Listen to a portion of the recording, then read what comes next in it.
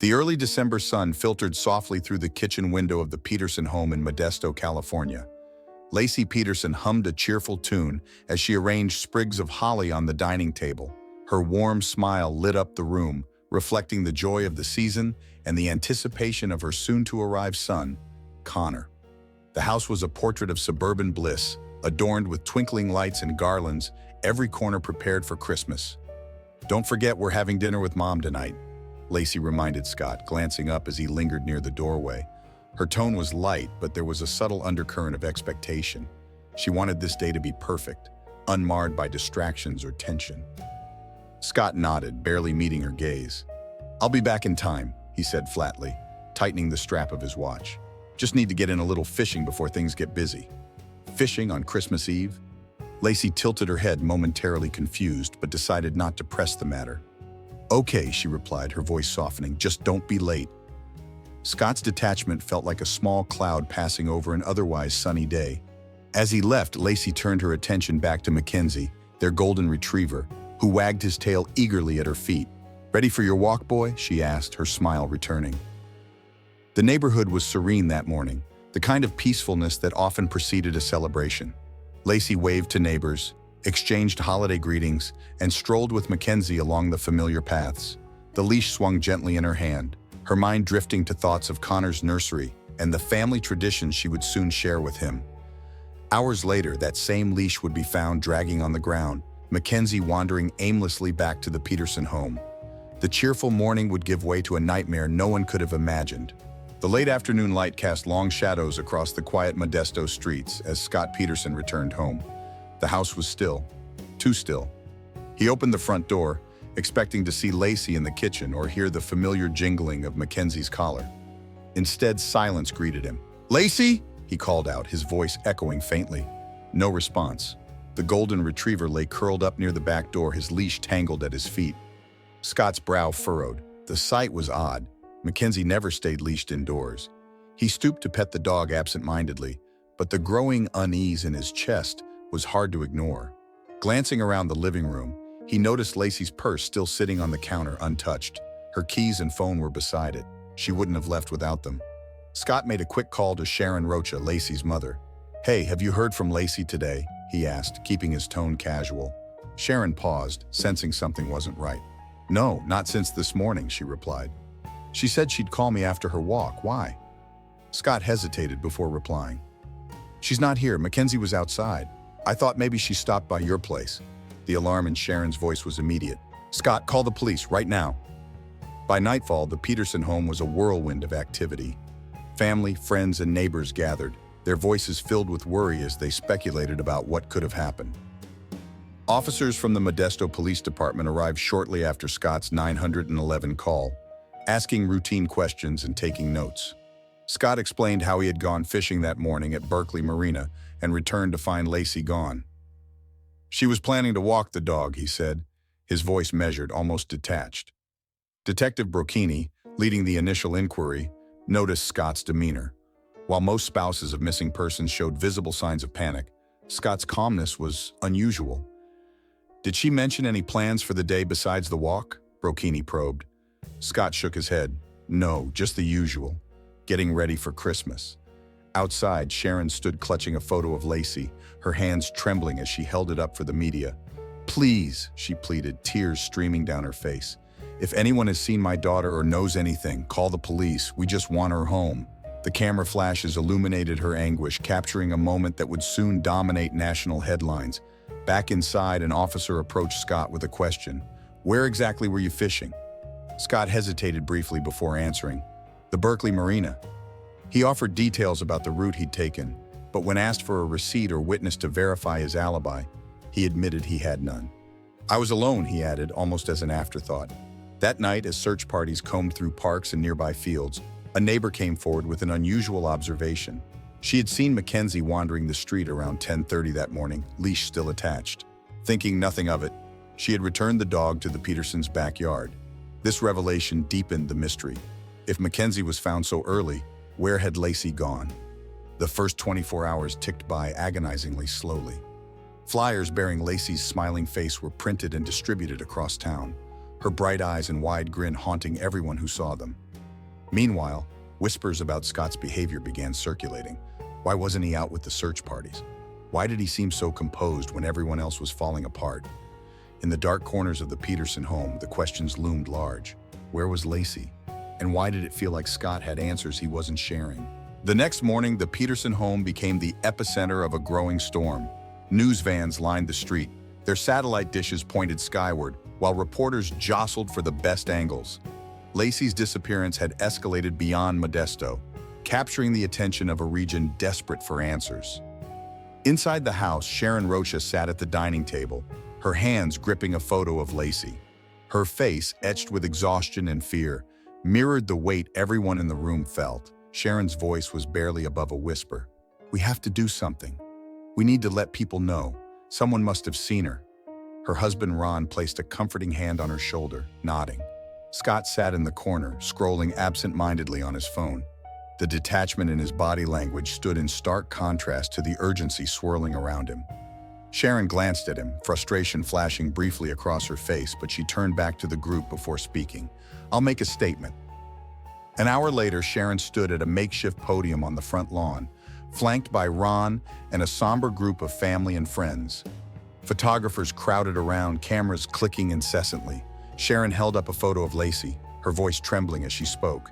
"This is my daughter, Laci Peterson. She's 27 years old, 8 months pregnant, and she's missing. Please, if anyone has seen her or knows anything, call the police.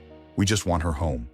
Her voice broke on the last word, and the anguish on her face sent a wave of emotion through the crowd. Reporters lowered their cameras for a moment, caught off guard by the rawness of her plea. The image of Sharon holding the photo of Laci would later become a defining moment of the case, plastered on newspapers and TV screens nationwide. Inside the house, Scott was notably absent from the scene. Instead, he was pacing in the kitchen, a phone pressed to his ear. "I don't know why everyone's panicking so much," he muttered to someone on the other end. "She probably just went for a longer walk than usual." Detective Brocchini arrived shortly after the press conference, his expression grim. "Mr. Peterson, can we have a word?" he asked, motioning for Scott to step outside. Brocchini's sharp eyes scanned Scott as he spoke, noting the stiffness in his demeanor. "You mentioned yesterday that you were fishing at Berkeley Marina. Can you walk us through that again?" Scott nodded, recounting his trip in a halting detail. "I left around 9, drove to the marina, and fished for a few hours. Came home and, well, you know the rest." "Did you see anyone at the marina? Anyone who could confirm you were there?" Brocchini pressed. Scott hesitated. "No, I was alone."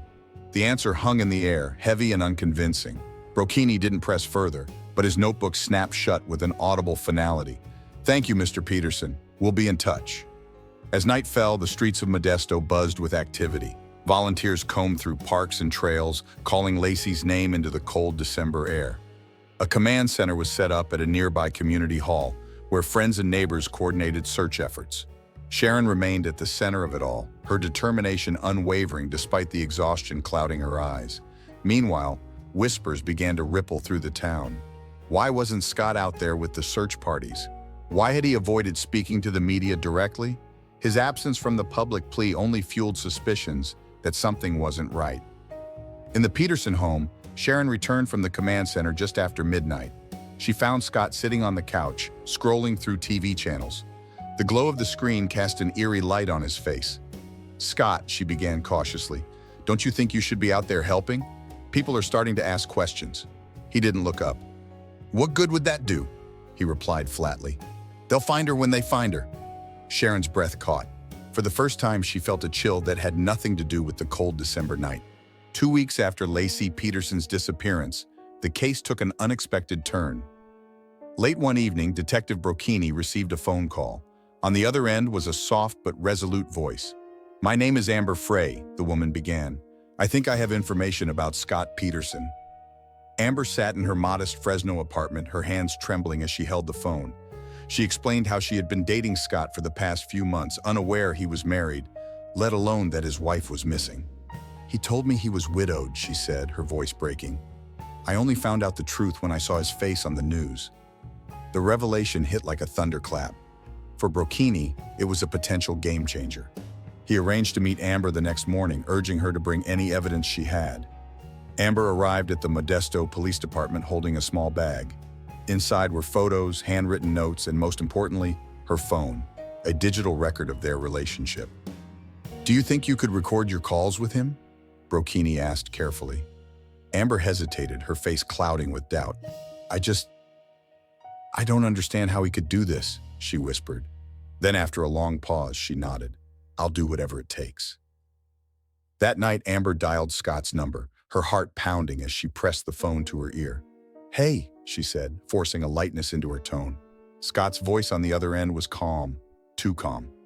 "Hey babe, how are you holding up?" he asked casually, as if nothing was wrong. Amber swallowed hard, her voice wavering. "I'm okay, I saw the news again. I'm so sorry about your loss." She gripped the phone tightly, listening intently for any slip in his words. Scott's response was chilling in its indifference. "Thanks, it's been tough, but I'm managing," he said, his tone devoid of genuine grief. "I just want to move forward, focus on the future." The conversation ended shortly after, leaving Amber shaken. Over the next week, she recorded several more calls, each one painting a picture of a man detached from the reality of his wife's disappearance. In one call, Scott talked about future plans with Amber, describing vacations and romantic dinners as if Laci and the missing baby never existed. Meanwhile, the Modesto police analyzed Amber's evidence meticulously. The photos showed Scott smiling beside Amber at a holiday party, just weeks before Laci went missing. In one particularly damning text, Scott wrote, "I can't wait to start fresh." These pieces began to form a damning puzzle, one that cast Scott's public persona of a grieving husband into sharp relief. On New Year's Eve, Amber made one final recorded call that would become crucial in the case. She asked Scott directly about the vigil held for Laci. "It must have been so hard for you," she said, her voice trembling with feigned sympathy. Scott's reply was cold and calculated. "Yeah, it was tough," he admitted. "But I'll get through it." Amber clenched the phone, her knuckles whitening. She had seen footage of the vigil earlier that week. Scott had been there, standing among Laci's family, holding a candle while his face betrayed no emotion. Now she knew why. The man she had been dating was a liar, and possibly much worse. When the recordings were played for Detective Brocchini and his team, the room fell silent. The evidence was undeniable. Scott Peterson wasn't just a man hiding secrets.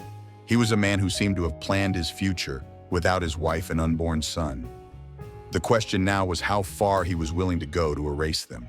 By the third week of Laci Peterson's disappearance, the once tight-knit Modesto community was unraveling under the weight of rumors and suspicion. Everywhere, the whispers grew louder. People spoke of Scott Peterson in hushed tones, their words tinged with doubt. Why wasn't he out leading the search for his wife? Why did he seem so unbothered? Detective Brocchini shared those concerns. Each interaction with Scott left him more puzzled. During routine questioning, Scott's responses were evasive, his tone flat. "You said you went fishing the morning Laci disappeared," Brocchini pressed during their latest conversation. "Can you confirm the time you arrived at the marina?" Scott rubbed the back of his neck, avoiding eye contact. "I think it was around 9, maybe 9:30. His words trailed off, lacking conviction. Brocchini noted the inconsistency. Scott had previously mentioned leaving the house earlier. "And you didn't see anyone there?" the detective asked. Scott shook his head. "No, it was quiet." Quiet wasn't how the marina staff remembered that morning. Several witnesses had reported seeing boats launching and families fishing, yet no one could place Scott there. A troubling gap was forming in his alibi, and the detective knew it was only a matter of time before the dam broke. Meanwhile, Sharon Rocha began noticing small details about Scott's behavior that gnawed at her. At a family meeting to discuss search strategies, Scott arrived late, his face unusually blank. "We need to focus on distributing flyers," Sharon said, her voice filled with determination. Scott nodded but remained silent, his gaze fixed somewhere beyond the room. When another relative suggested organizing a neighborhood canvas, Scott finally spoke. "What's the point?" he said flatly. "If she's gone, she's gone." The room fell into a stunned silence. Sharon's eyes widened, disbelief etched across her face. "What are you saying, Scott?" she asked, her voice barely above a whisper. He shrugged, his expression unreadable. "I just mean she might not be in the neighborhood." That night, Sharon confided in Ron. "He's not acting like someone who wants to find her," she said, tears brimming in her eyes. "Something is wrong." The next morning, Brocchini received another critical tip. A neighbor who lived near the Petersons recalled seeing Scott loading something into the bed of his truck on Christmas Eve morning. It looked heavy, the neighbor said, like a tarp or something bulky. This detail, combined with the cement residue found in Scott's workshop, added weight to the growing suspicion. Back at the station, detectives reviewed Scott's phone records. Several calls had been made to Berkeley Marina on the day of Laci's disappearance, but none of them provided solid proof he had actually fished there. Instead, a disturbing pattern emerged. Scott had made repeated calls to Amber Frey during the search efforts, each one cheerful and devoid of concern. In one particularly unsettling call recorded by Amber, Scott casually joked about taking her on a romantic trip. "We'll head down to Cabo once things settle," he said, his voice light. Amber's reply was sharp. "Scott, how can you even think about that right now? Your wife is missing." The recordings, paired with Scott's increasingly erratic behavior, began to paint a damning portrait. To the outside world, he was a grieving husband, but behind closed doors, he was a man planning his escape. The walls were closing in, and Scott didn't seem to notice. The calm waters of San Francisco Bay betrayed nothing of the horrors hidden beneath. On a crisp April morning, a couple walking their dog along the shoreline stumbled upon something that made their blood run cold. A small, lifeless body, tangled in debris, had washed ashore. The baby, still partially encased in the remnants of a womb, was eerily intact, as if he had been protected by some cruel twist of fate. Authorities were notified immediately. The scene was cordoned off, and detectives worked tirelessly to collect evidence. It wasn't long before another gruesome discovery followed. A few hundred yards from where the baby had been found, the torso of an adult woman surfaced, her limbs and head severed, her body ravaged by time and water. The forensic team, hardened by years of experience, struggled to maintain composure. By the end of the day, the news broke. The remains of Laci Peterson and her unborn son, Connor, had likely been found. The Peterson family's hopes for a miracle were shattered in an instant. Sharon Rocha collapsed into Ron's arms upon hearing the confirmation. "She didn't deserve this," Sharon sobbed, her voice raw. "Neither did Connor." The grief in her cries was visceral, cutting through the sterile walls of the Modesto Police Department. Scott, on the other hand, reacted with an unsettling detachment. When detectives informed him of the discovery, his expression barely changed. "Okay," he said simply, his voice devoid of emotion. The lack of reaction stunned the investigators in the room. One officer later remarked, "It was like we told him the weather report, not that his wife and child were found dead." As forensic experts examined the remains, critical details began to emerge. The condition of the torso suggested that Laci had been weighted down before being discarded into the bay. Traces of fishing line were found tangled around parts of her body, further indicating a deliberate attempt to ensure she would never surface. The chilling precision of the act painted a grim picture of premeditation. Detectives immediately turned their focus to Scott. The location where the bodies were discovered was disturbingly close to Berkeley Marina, the very spot Scott claimed to have been fishing on Christmas Eve. This coincidence was too glaring to ignore. Public outrage grew as the media descended upon Modesto, amplifying every detail of the case. Talk shows speculated endlessly about Scott's guilt, dissecting his every move. Neighbors who once defended him now expressed doubts. "I just don't understand how he could go fishing while his wife was missing," one resident told reporters. "It doesn't make sense." Back at the Peterson home, Scott's behavior became even more bizarre. When approached by a journalist outside, he smiled faintly and said, "This is a tough time for everyone." The remark, casual and unconvincing, sparked further backlash. The evidence against him continued to mount. Forensic tests confirmed that the bodies belonged to Laci and Connor. The cement residue found in Scott's workshop was consistent with materials that could have been used to create anchors, aligning with the marks on Laci's torso. Each discovery tightened the noose around Scott's already fragile alibi. Sharon, driven by equal parts grief and fury, vowed to fight for justice. "She was my daughter, that was my grandson," she declared during a press conference. Her voice, though trembling, carried an unyielding resolve. "We won't rest until the person responsible pays for what they've done." The nation held its breath as the case moved toward an inevitable confrontation. The truth about what happened to Laci and Connor was becoming clearer by the day, but one question loomed larger than ever. How far would Scott Peterson go to cover his tracks? The tension had been building for weeks, but on the morning of April 18th, 2003, it finally broke. Detective Brocchini sat in his car, radio crackling with updates, as law enforcement tracked Scott Peterson's movements. The net was tightening, and Scott, seemingly oblivious, was driving south toward San Diego, a move that raised immediate red flags. Scott's erratic behavior in the days following the discovery of Laci and Connor's remains had alarmed investigators. He was evasive during questioning, his answers shallow and unconvincing.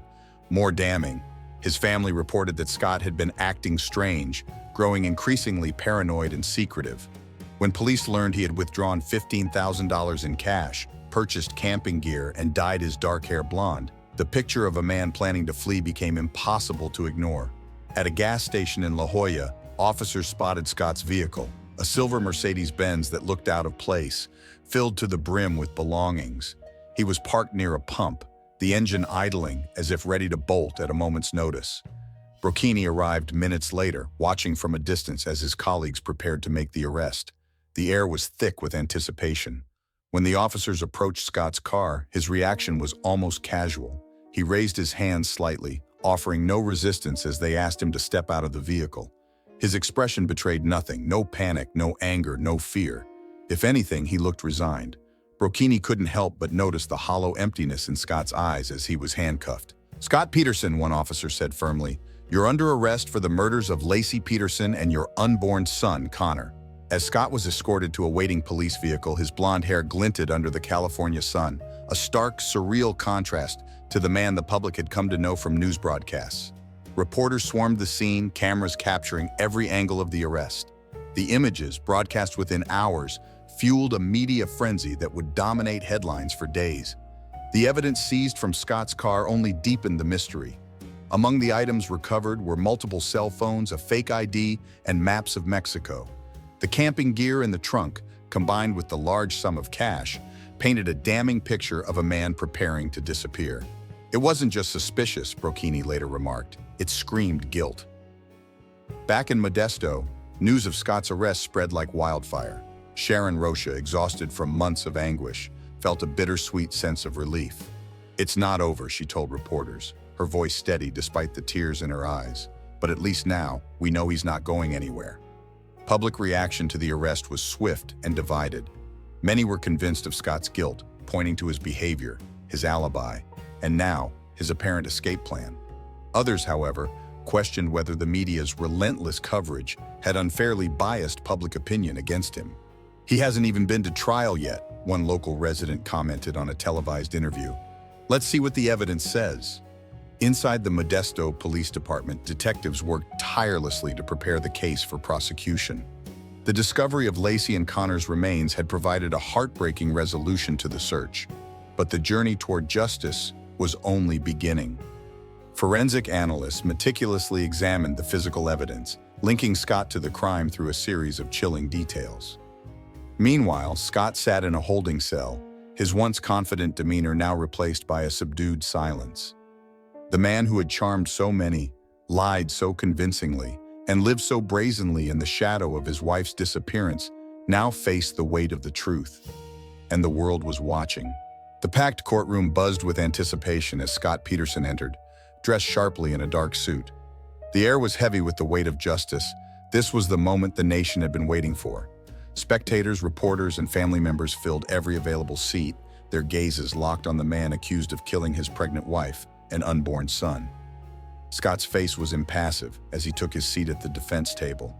Beside him, his attorneys whispered strategies, their briefcases brimming with documents. Across the aisle, Sharon Rocha sat with Ron Gransky, gripping a tissue in one hand and a photograph of Laci in the other. Her resolve was palpable, her grief carefully masked behind determined eyes. The prosecutor, Rick DiStasso, wasted no time laying the foundation for his case. "This is not a story of a grieving husband," he began, his voice sharp and commanding. "This is the story of a man who planned, calculated, the murder of his wife and unborn child because they no longer fit into his life." The jury leaned forward as DiStasso described Scott's actions in chilling detail. He painted a portrait of a man driven by selfish ambition, one who saw his family as an obstacle rather than a blessing. Laci loved her husband. She trusted him. But on Christmas Eve, while she prepared for the arrival of their baby, Scott was already plotting his new life with someone else. Evidence began to pour in, each piece more damning than the last. A forensic expert testified about the cement residue found in Scott's workshop, explaining how it matched marks on Laci's remains.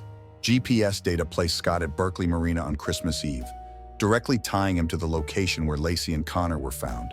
Photos of Scott and Amber Frey from their romantic escapades were projected onto a large screen, drawing audible gasps from the audience. Amber herself took the stand, her voice steady despite the pressure of the room. "He told me his wife was dead," she said, her tone laced with anger, "that he was a widower, weeks before she disappeared."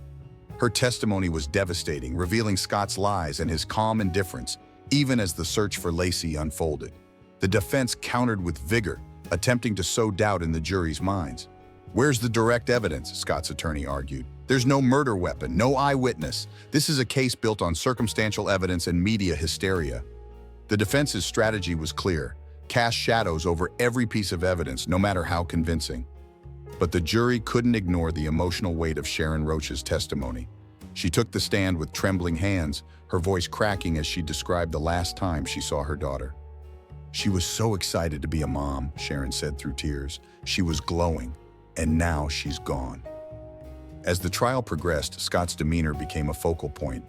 He rarely displayed emotion, even as graphic photos of Laci's remains were shown.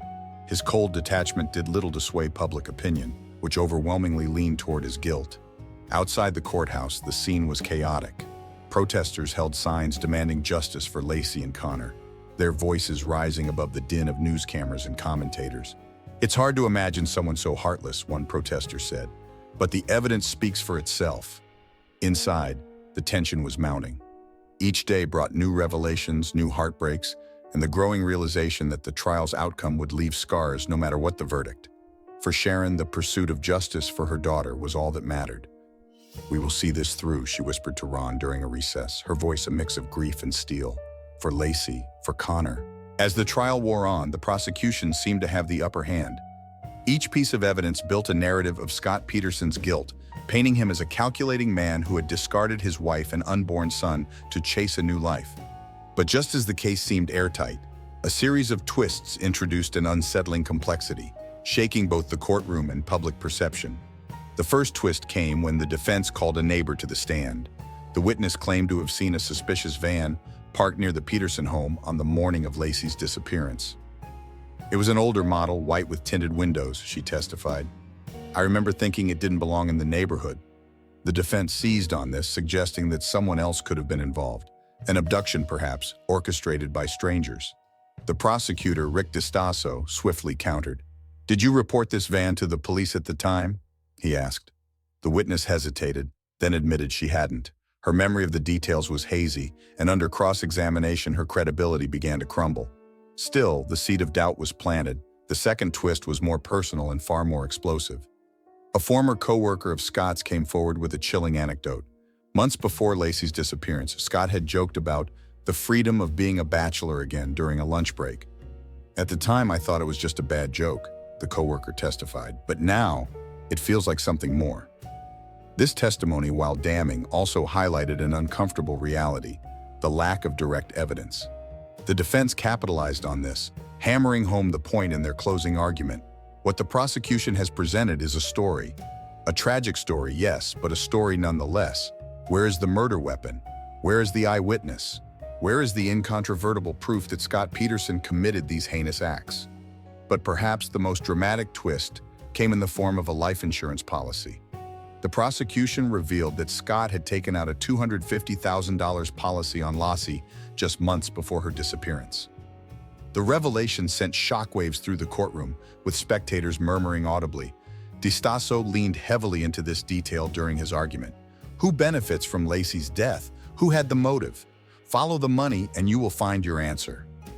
Scott's defense team tried to downplay the significance of the policy, calling it a standard precaution for new parents.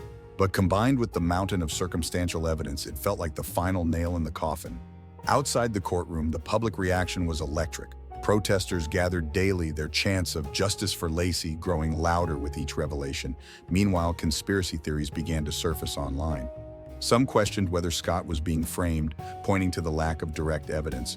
Others speculated about unknown accomplices or deeper motives that had yet to come to light. Inside, the tension was palpable. Sharon Rocha sat stoically, her grief an ever-present weight. Each new twist reopened wounds that hadn't yet had the chance to heal. "I don't care what they say," she told a reporter during a recess.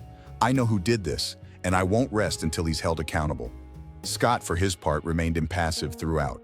His expression rarely shifted, even as the life insurance revelation was read aloud. To the jurors, his demeanor was either that of a cold-blooded killer or a man resigned to his fate. The ambiguity only deepened the mystery surrounding his character. As the trial neared its conclusion, one thing was clear: the twists and turns had created a narrative as complex as it was compelling. The jury faced an unenviable task, sorting through layers of deceit, circumstantial evidence, and emotional testimony to uncover the truth. And the truth, it seemed, was buried beneath more than just the waters of San Francisco Bay. The courtroom fell silent as Amber Frey entered. All eyes turned to her, a key witness who for weeks had been at the center of the case's most explosive revelations. Dressed simply but professionally, Amber exuded a quiet strength that belied the turmoil she had endured. She walked to the stand, took the oath, and sat down, her hands folded tightly in her lap. Rick DiStasso, the lead prosecutor, approached. "Miss Frey," he began, his voice steady, "can you tell the court how you first met Scott Peterson?" Amber nodded, her voice measured but firm. "I met him through a mutual friend in November 2002. He told me he was single and that he wanted to build a future with someone." "And did Scott Peterson ever mention that he was married?" DiStasso pressed, his tone sharpening slightly. Amber's expression tightened. "No, he told me he had lost his wife. He said he was widowed." The jurors shifted uncomfortably in their seats. Some glanced at Scott, who sat rigid at the defense table, his gaze fixed on Amber. He didn't flinch, even as her words painted him as a man capable of breathtaking deceit. DiStasso continued, "Miss Frey, when did you learn the truth about Scott Peterson?" Her voice trembled slightly but didn't falter. "After Christmas, I saw his face on the news. They were saying his wife was missing, that she was pregnant." Amber paused, her voice cracking with emotion. "I couldn't believe it. He had been with me, acting like nothing was wrong." The prosecutor stepped closer. "Did you confront him about it?" "Yes," Amber replied, her jaw tightening. "And he lied again. He said the media was wrong, that it was all a misunderstanding. But I knew by then.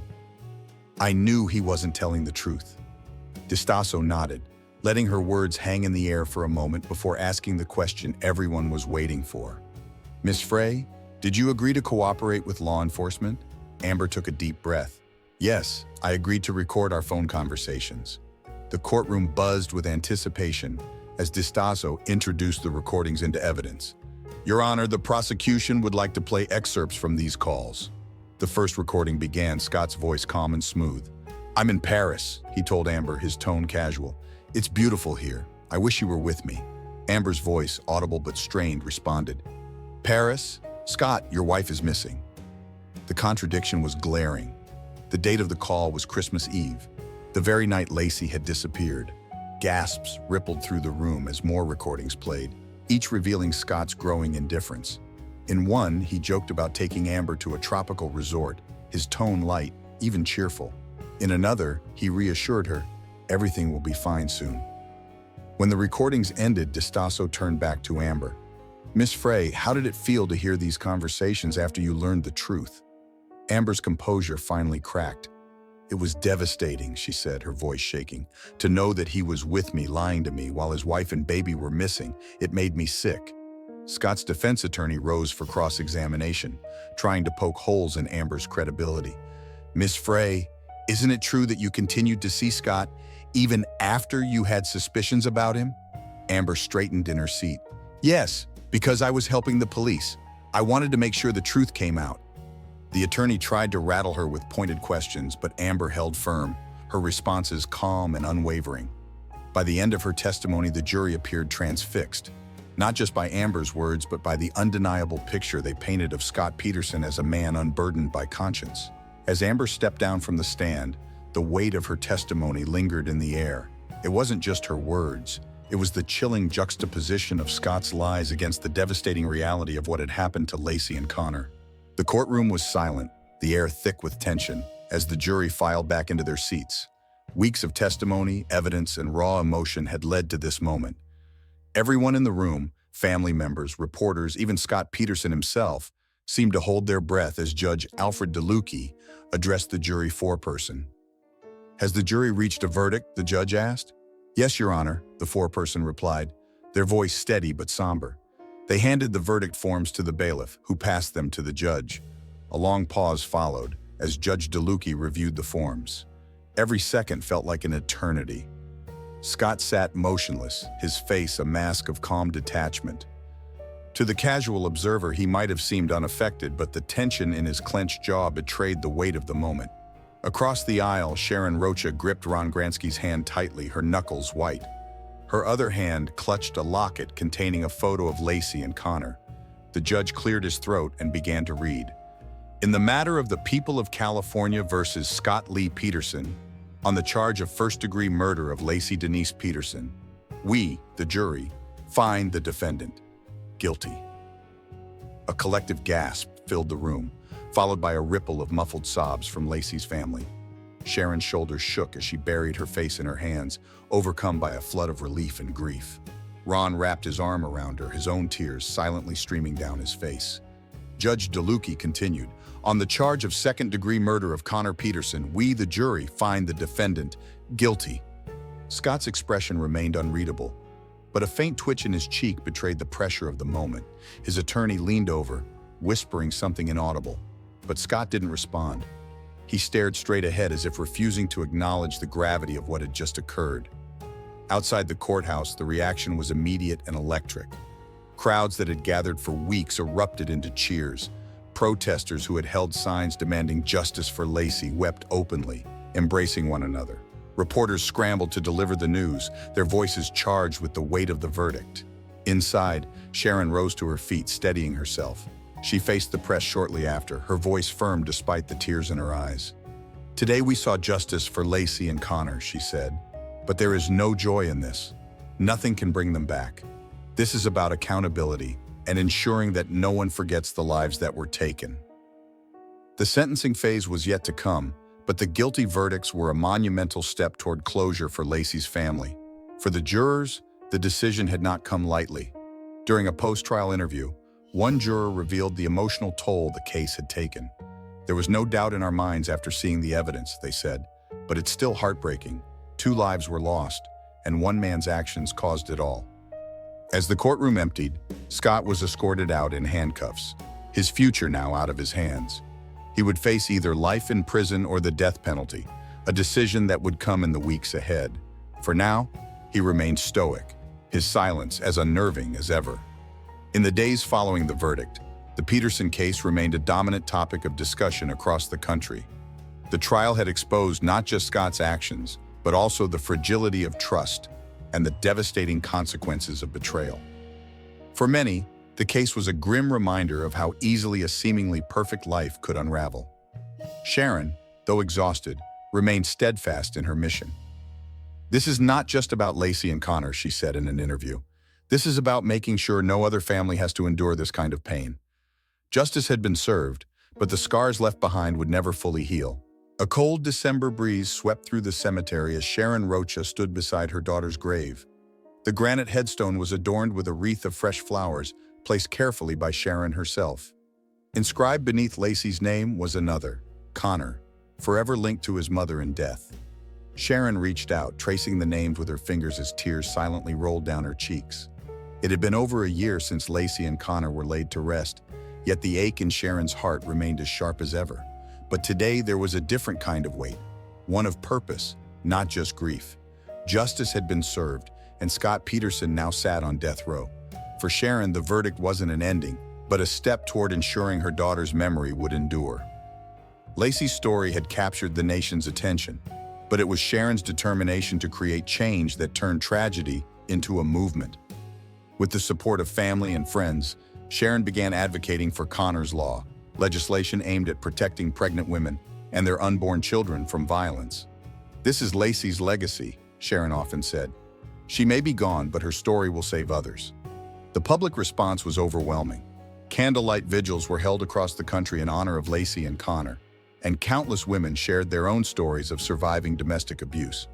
For many, Laci became a symbol, a reminder of the hidden dangers that could exist even within seemingly perfect lives. Meanwhile, Scott's case continued to generate headlines. Appeals were filed by his defense team, each one met with public outrage. For Sharon, the legal battles were a constant reminder of the pain Scott had inflicted, but she refused to let them overshadow the positive changes inspired by Laci's memory. In Modesto, life moved on in small but significant ways. The community that had come together to search for Laci found solace in honoring her through acts of kindness. Local businesses held fundraisers for domestic violence shelters, and schools organized drives for families in need during the holidays. Laci would have loved this, one family friend said. She was always about helping others. Ron Gransky, Sharon's partner and steadfast supporter throughout the ordeal, summed it up best. "We've lost so much, but we've also gained a purpose. That's what keeps us going." At the Peterson home, now sold to new owners, remnants of the past lingered. Neighbors occasionally stopped by to leave flowers at the edge of the yard, a quiet tribute to the woman who had once walked those streets with her golden retriever, Mackenzie, and dreams of a growing family. In moments of reflection, Sharon often thought about the ripple effects of Laci's life and death. "She touched so many people," Sharon said during a television interview, "and not just because of what happened to her, but because of who she was. A loving daughter, a joyful friend, a mother who never got the chance to hold her baby." As Christmas approached, the absence of Laci and Connor felt especially profound. Sharon, standing before their graves, whispered softly, "Merry Christmas, my sweet girl. I love you, and I miss you every day." She stepped back, placing a small stuffed bear beside the flowers, a gift meant for Connor, a symbol of what could have been. As she walked away, the sun broke through the clouds, casting a warm glow over the cemetery. It was a quiet moment, but one filled with hope. A reminder that while Laci and Connor's lives had been tragically cut short, their story had the power to inspire change, bring awareness, and above all, honor the love they had shared. What do you think of Scott Peterson and his role in this heartbreaking case? From which region are you watching this video? Share your thoughts in the comments below and rate this story from 0 to 10. Don't forget to like, share, and subscribe for more compelling true crime stories.